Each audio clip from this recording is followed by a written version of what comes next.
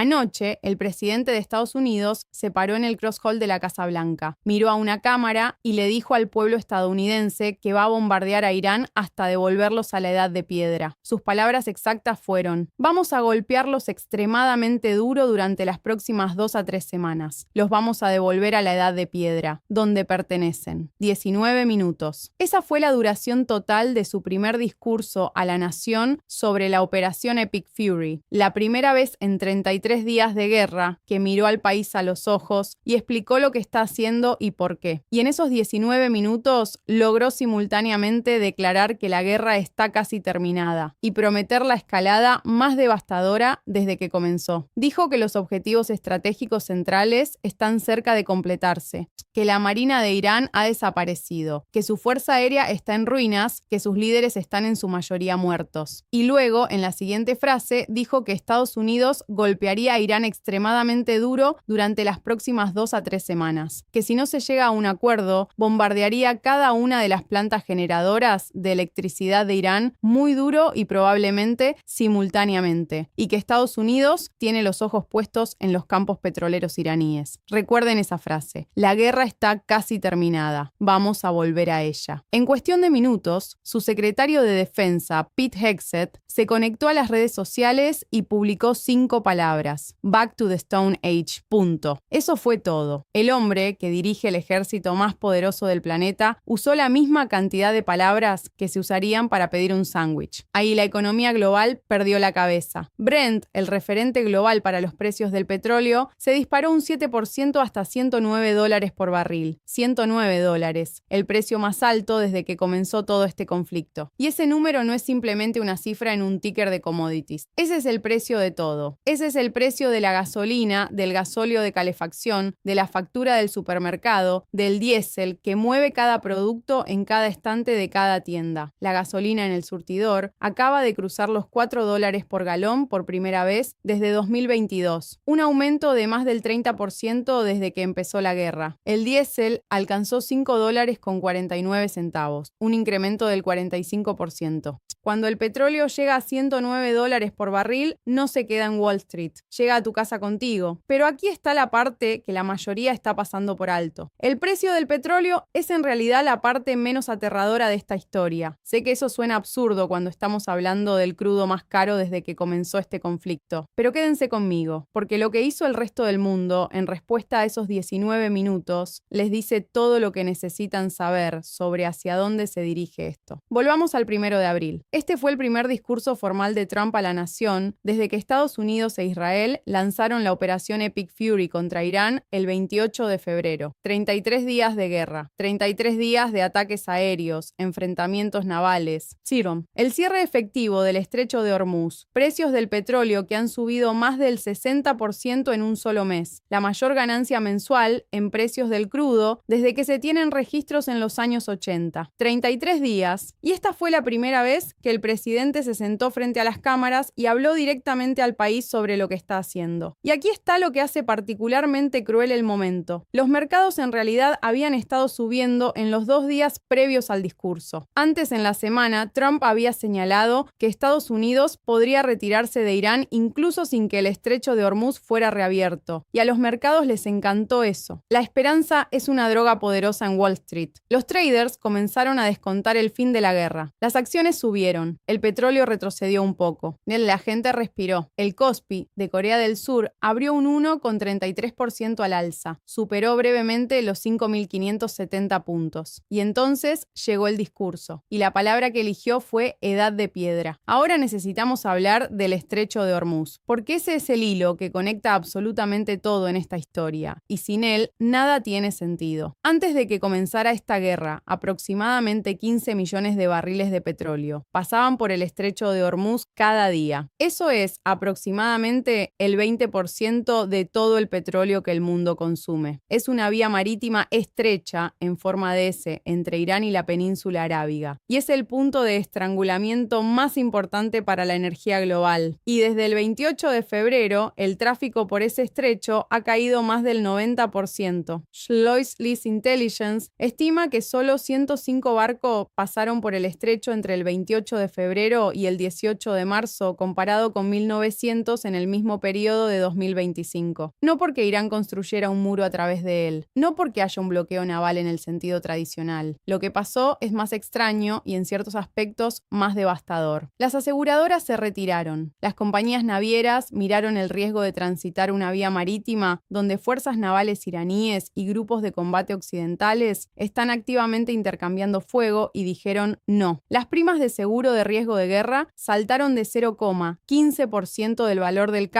a entre 5 y 10% del valor del casco. Sin seguro los barcos no navegan. Así que el estrecho de Hormuz no se cerró con una explosión, se cerró con la hoja de cálculo de un actuario. Déjenme desglosar la matemática de ese colapso del seguro porque revela la asimetría perfecta. Antes de la guerra, una prima de riesgo de guerra para transitar, Hormuz costaba 0,15% del valor del casco del buque. Después del 28 de febrero, esa prima saltó a entre 5 y 10% del valor del casco. Un petrolero VLCC vale aproximadamente 120 millones de dólares. A 10%, esos son 12 millones de dólares solo en seguro por un único tránsito. Súmenle el costo del combustible, la tripulación, el tiempo, y el cálculo se vuelve imposible. Irán no necesitó hundir un solo barco comercial para cerrar el estrecho, que solo necesitó que el riesgo fuera lo suficientemente alto para que las matemáticas del seguro hicieran el trabajo por ellos. E Irán, de una manera brillante desde el punto de vista estratégico, ha convertido esto en una operación de ingresos. Han establecido lo que equivale a una cabina de peaje al norte de la isla del Arak, un corredor de navegación segura de facto donde, según legisladores iraníes, están cobrando a los buques 2 millones de dólares por tránsito para garantizar su paso. A 2 millones de dólares por petrolero, eso se traduce en aproximadamente 20 millones de dólares al día, unos 600 millones de dólares al mes solo en petróleo. Y si se incluyen los envíos de gas natural licuado, la cifra podría superar los 800 millones al mes. Irán está literalmente monetizando el cierre del punto de estrangulamiento petrolero más importante del mundo. Déjenme traducir lo que esto significa en el contexto del discurso de anoche. Cuando Trump se paró en el Cross Hall y amenazó con bombardear las plantas eléctricas y los campos petroleros de Irán, no estaba simplemente escalando la campaña militar. Estaba diciéndole al mundo que lo que más les preocupa a todos, la disrupción del suministro energético global, está a punto de empeorar. No de mejorar, de empeorar. Y el mundo lo escuchó. El Kospi de Corea del Sur se desplomó 4,47% en una sola sesión después del discurso, cerrando en 5.234 puntos. Ese es un mercado que ha perdido más del 16% desde que comenzó esta guerra. Es un país que importa virtualmente todo su petróleo y obtiene la mayor parte del Medio Oriente. A principios de marzo, el Kospi tuvo su peor día en la historia, peor que el 11 de septiembre, peor que la crisis financiera de 2008, y sigue cayendo. El KOSDAQ, el índice de pequeña capitalización de Corea del Sur, cayó 5,36%. La bolsa activó sidecar de ventas en ambos índices, un mecanismo de emergencia que pausa la negociación cuando las caídas se aceleran demasiado rápido. El Nikkei de Japón cayó más de 1,4%. El mercado de Australia cayó más del 1% después de haber abierto en territorio positivo. Hong Kong abrió en negativo. China continental abrió en negativo. Los futuros de acciones estadounidenses cayeron más del 1% en los tres principales índices. Los rendimientos del Tesoro estadounidense subieron 6 puntos básicos mientras los inversores vendían bonos. El oro, que había estado subiendo como refugio seguro, en realidad cayó 3,5% hasta alrededor de $4.500 la onza porque los traders necesitaban efectivo. Cuando ni siquiera el refugio seguro es seguro, eso les dice algo. La Agencia Internacional de Energía ha descrito la situación como el mayor desafío para la seguridad energética global en la historia. No en una década, no en una generación, en la historia. Seúl, Tokio, Sydney, Frankfurt, Hong Kong, Shanghái. Cada mercado que abrió después del discurso abrió en rojo. No uno, no dos, cada uno de ellos. Esa no es una reacción localizada, es un veredicto global. Alicia García Herrero, economista jefe para Asia-Pacífico en Natixis, lo puso de manera perfecta. Dijo que los mercados reaccionaron negativamente porque mientras Trump dice que casi ha terminado, está enviando el tercer portaaviones y más tropas a la región, así que es difícil creer en sus palabras. Y tiene razón. Ahora necesitamos hablar de los portaaviones, porque ahí es donde la distancia entre las palabras y las acciones se vuelve imposible de ignorar. El USS Abraham Lincoln y el USS Gerald R. Ford ya estaban en la región apoyando operaciones. El 31 31 de marzo, un día antes del discurso, el Pentágono desplegó el USS George H.W. Bush desde Norfolk, Virginia, rumbo al Mediterráneo con un grupo de ataque que incluye más de 5.000 efectivos y los destructores USS Ross, USS Donald Cook y USS Mason bajo el mando del contraalmirante Alexis Walker. Tardará aproximadamente 3 semanas en llegar. Esos son potencialmente 3 grupos de ataque de portaaviones en un solo teatro de operaciones, lo que los analistas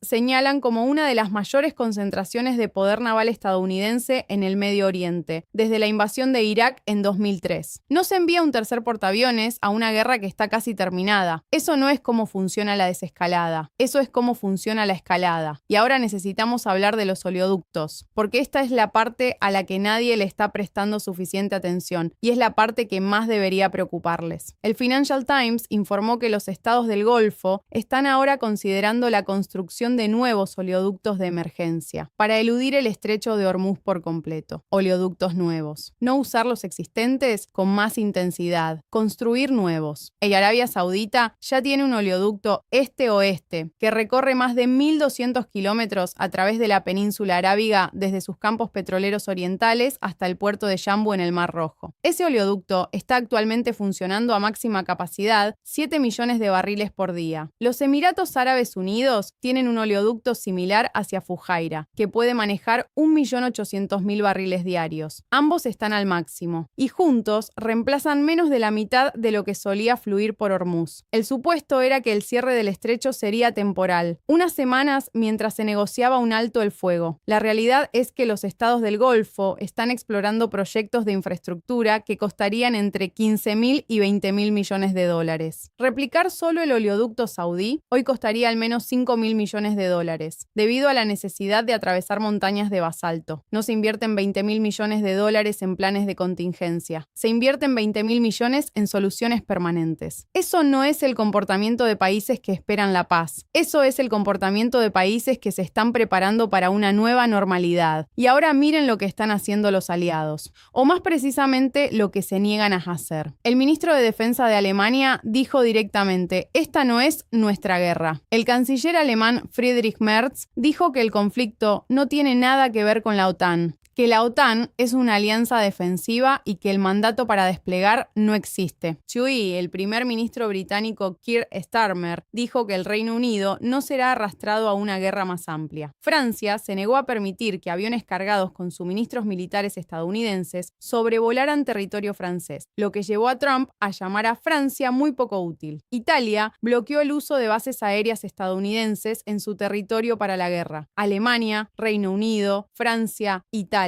Cada aliado importante de la OTAN mirando hacia otro lado. Y la respuesta de Trump ha sido flotar la idea de retirar a Estados Unidos de la OTAN por completo, llamando a la alianza un tigre de papel. El hombre que inició la guerra sin ellos está furioso de que no aparecieron.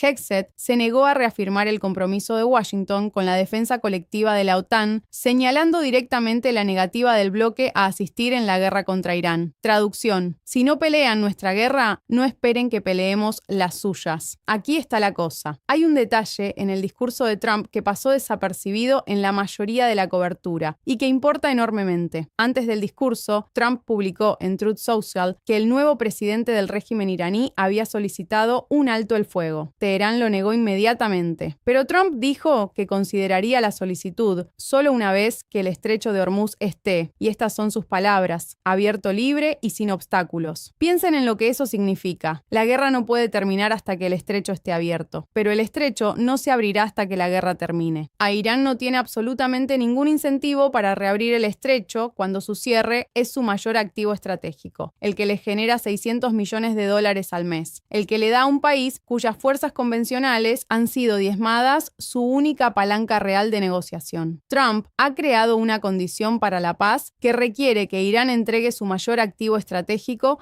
antes de que las negociaciones siquiera comiencen. Eso no es un camino hacia un acuerdo. Eso es una máquina de movimiento perpetuo para la guerra. Sigan esa lógica hasta su conclusión. Si Irán no abre el estrecho, no hay acuerdo. Si no hay acuerdo, Trump bombardea las plantas eléctricas. Si bombardea las plantas eléctricas, eléctricas en un país de 90 millones de personas, eso significa hospitales sin electricidad, máquinas de diálisis detenidas, plantas de tratamiento de agua fuera de servicio en un país donde las temperaturas de verano alcanzan los 49 grados. Y si Irán sí abre el estrecho, ha perdido su única carta de negociación y queda a merced de cualquier demanda que venga después. Es un dilema imposible diseñado para no tener salida. Y hay un detalle que necesitan escuchar para entender lo que significa bombardear plantas eléctricas simultáneamente en un país de 90 millones de personas. Un bebé de 2 meses en Bahrein ya está en estado crítico después de que un dron iraní golpeara la isla de Sitra. Ese bebé no eligió esta guerra. Y el secretario de Defensa respondió con 5 palabras y un punto en redes sociales, como si fuera un eslogan para un póster de película. ¿Puede alguien explicar cómo se termina una guerra cuya condición de paz es que el enemigo se desarme antes de negociar? ¿Puede alguien señalar en la historia un país que haya entregado su mayor ventaja estratégica a cambio de una promesa? ¿Puede alguien conciliar la frase "la guerra está casi terminada" con el despliegue de un tercer grupo de ataque de portaaviones, con la amenaza de destruir toda la infraestructura eléctrica de una nación? Los analistas de Société Générale advirtieron que una disrupción prolongada del suministro en el Medio Oriente podría empujar los precios hasta $150 por barril en abril. En el peor escenario, si las restricciones duran hasta junio, el petróleo podría alcanzar $200 por barril, lo que llevaría el precio promedio de la gasolina en Estados Unidos a $7 por galón. Chetanset, estratega de renta variable en Nomura, lo dijo sin rodeos. Cuanto más dure esta guerra, más dura la disrupción energética y mayor es el riesgo de precios elevados de energía. Y ahora pongan el panorama completo junto. Estados Unidos lleva 33 días en guerra con Irán. El petróleo está a $109 por barril. El estrecho de Hormuz está efectivamente cerrado con Irán, operando una cabina de peaje de $2 millones para los barcos lo suficientemente valientes como para intentarlo. Los mercados bursátiles globales están en caída libre desde Seúl hasta Sydney hasta Frankfurt. Los aliados de la OTAN han dicho que no quieren parte en esto. Los estados del Golfo están tan convencidos de que esto no termina pronto que están planeando construir nueva infraestructura para enrutar permanentemente alrededor del problema, a un costo de hasta $20.000 millones. 3 grupos de ataque de portaaviones convergiendo en un solo teatro. La mayor concentración naval desde la invasión de Irak. La gasolina a $4 por galón. El diésel a $5,49. Y el presidente fue Stavis Apasunov a Televisión Nacional, miró al pueblo estadounidense a los ojos y dijo que va a hacerlo peor. Recuerden, la guerra está casi terminada. Esas fueron sus palabras exactas. Hace 18 horas. El mundo no está descontando una resolución. El mundo está descontando algo mucho peor. Cuando el petróleo llega a 109, cuando el Kospi cae 4,5% en una sola sesión, cuando los estados del Golfo comienzan a invertir miles de millones en construcción de oleoductos para enrutar permanentemente alrededor de la vía marítima más importante del planeta, eso no es miedo a una mala semana. Eso es preparación para una nueva realidad. Las palabras dicen que la paz está cerca. Los portaaviones dicen otra cosa. Los mercados de petróleo dicen otra cosa. Los aliados dicen otra cosa. Y los estados del Golfo, los que están más cerca de esta guerra, los que conocen la región mejor que cualquiera en Washington, están construyendo su camino alrededor de ella, porque vieron el discurso, leyeron los posts de Truth Social, escucharon Edad de Piedra y le creen. Observen lo que hacen, no lo que dicen. Observen lo que construyen. Observen lo que descuentan en precio. Observen hacia dónde van los portaaviones.